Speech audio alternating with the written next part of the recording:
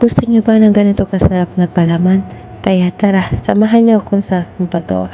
Pero bago ang lahat, ipapakita ko muna sa inyo mga ingredients natin kailanganin. Tulad ng itlog, mayonnaise, century, sibuyas, paminta, at yun lang. Wala nang iba. Pati asin pala. Ito nga, i-grinder na lang natin yung mga sibuyas na ating nahiwa-hiwa ng maliliit kasi hindi kasya sa ating grinder. Ayan, i-continue lang natin hanggang matapos ang sibuyas. Dito nga sa part na to, tapos na natin pag-grinder ng sibuyas. Kaya susunod na naman natin ang itlog. Kung makikita nyo, nilagay ko nga lahat ng ito kasi gusto ko ipakita sa inyo kung gaano ako katanga. O ayan o, pinipilit pa nga na may grinder kahit hindi naman kasya. Kaya nagbawas na ako dyan at nang matapos na ang aking katangahan. Ayan na nga, i-grinder ko na nga at natapos na nga yung unang ginawa ko.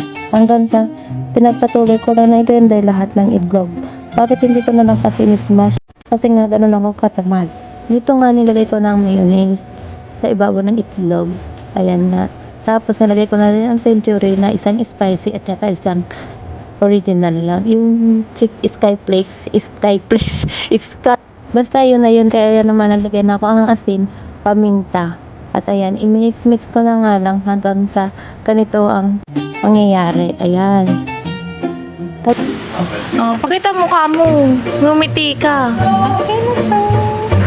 Natapon! Yan.